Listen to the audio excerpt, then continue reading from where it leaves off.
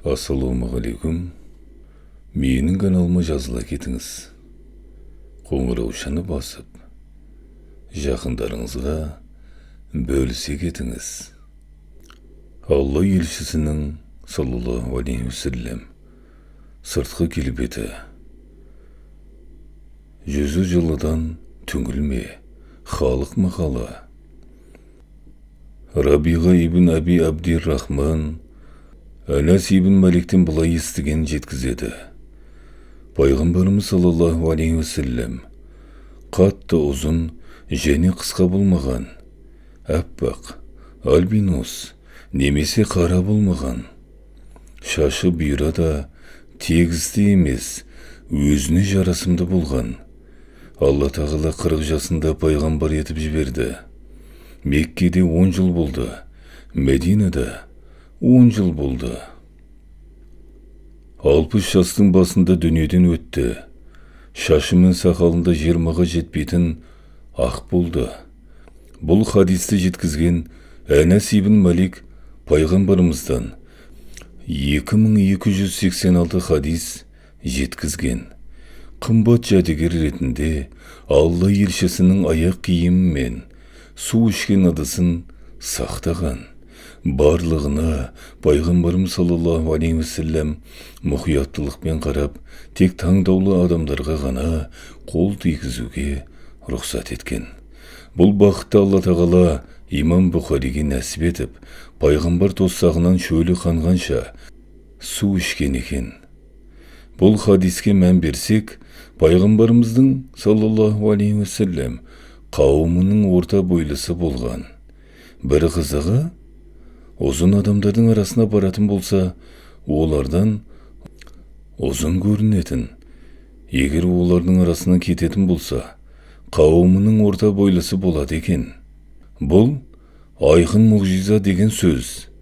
Ерекше сымбатымен танылған Жүсіп алейхиссалам пайғамбарға Мұхаммед пайғамбардың саллаллаху алейхи вассалам сымбатының 100-ден 1 ғана берілген.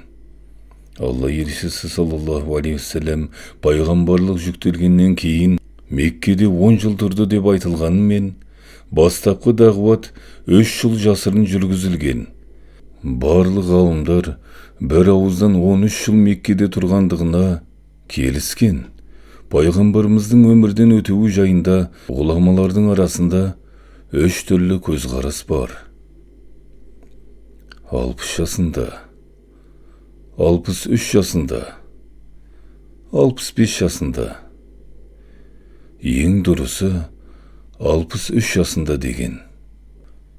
Пайғамбарымыз саллаллаху алейхи вассалам кеме сияқты алдыға қарай теңселіп жүреді екен. Аяғын әскер іспеттес нық басып жүретін болған.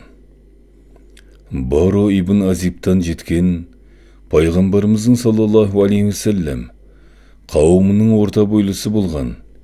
Екі жауырының арасы кең болған. Шашы құлағының жұмсағына дейін жететін. Үстінде қызыл киімі болды. Ол сияқты сұлу жанды көрген емеспін. Мұхаммедтің баласы Ибрахим, Мұхаммед Әлидің баласы айтып жатыр.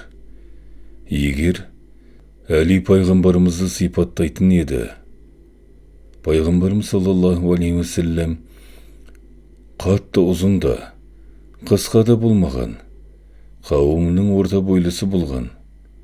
Шашы бұйра да, тегісте болмаған, толқын шашты болған. Семіз және беті домалақ болмаған. Домалаққа жақын, көзінің қарашығы қап-қара, кірпіктері ұзын, иықтары ірі, денесінде түктер көп болмаған. Көкірек тұсынан кіндікке дейін бір сызықтай түк болмаған. Қолдары мен аяқтары жуан болған. Жүрген кезде бар күшімен жоғарыдан түсіп келе жатқандай болатын. Егер бір жаққа бұрылса, барлық денесімен бұрылатын. Екі жауырынның ортасында пайғамбарлық мөрі болған. Ол пайғамбарлардың соңғысы болды. Кең жүректі, ең шыншыл, жұмсақ мінезді, туыстарын құрметтейтін, кім оны кенеттен көретін болса, айбатынан қорқатын, егер жақын араласса, жақсы көріп қалатын, оның алдын, одан кейін пайғамбарымыздай адам көрмедім деп айтатын. Жоғарыдағы хадис пайғамбарымыздың саллаллаху алейхи уассалам көптеген ішкі және сыртқы қасиеттерін, түр тұлғасын сипаттаған. Пайғамбарымыздың саллаллаху алейхи уассалам немересі Хасан Хинт Әби Халадан пайғамбарымызды сипаттап беруін сұрайды. Маңдайы кең, қасы қалың болған, қасының арасы қосылмаған және екі қасының арасында тамыр болатын. Егер ашуланатын болса, сол тамыр үлкейетін. Пайғамбарымыз саллаллаху алейхи уассалам қара мұрынды болған, үстінде нұр болатын.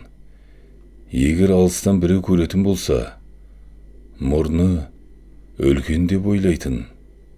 Әрине нұрдан. Жағынан қараса, ойлағандай болмайтын.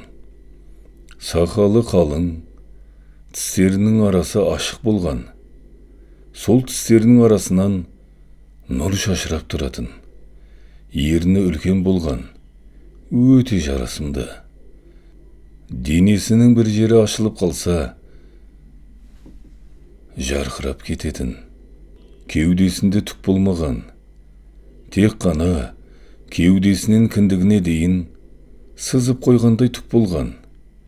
Бірақ екі шынтақтарында, екі иығында, кеуденің жоғарғы тұсында түктер болатын. Білектері ұзын болған екен. Көбіне жоғары емес, төмен қарап жүретін.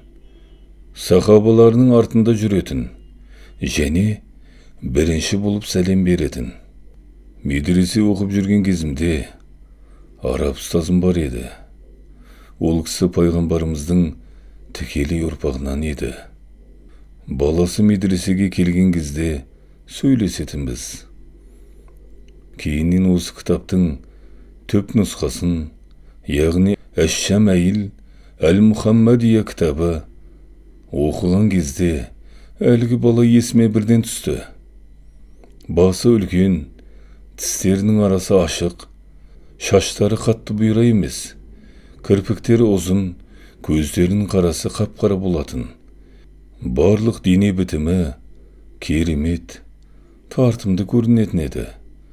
Жәбир ибн Самура айтып жатыр. Мен Алла елшісін айлы түнде көрдім. Оның үстінде қызыл киім болды. Мен пайғамбарымызға және айға қарадым. Мен үшін Алла елшісі айдан әдемірек болды. Баро ибн Азибқа бір адам келіп сұрақ қояды. Пайғамбарымыздың саллаллаху алейхи уассалам жүзі қылыш сияқты болды ма? Жоқ, ай сияқты болған. Пайғамбарымыздың саллаллаху алейхи уассаламның түрі Ибрахим пайғамбарға алейхиссаламға ұқсаған. Баро ибн Азиб Алланың атымен ант етейін. Соғыс қызған шақта біз Алла елшісін саллаллаху алейхи уассалам пана тұтатынбыз. Арамыздағы қас батырдың өзі оған таяу жүретін. Әли, біз соғыс кезінде Алла елшісіне саллаллаху алейхи уассалам арқа сүйетінбіз.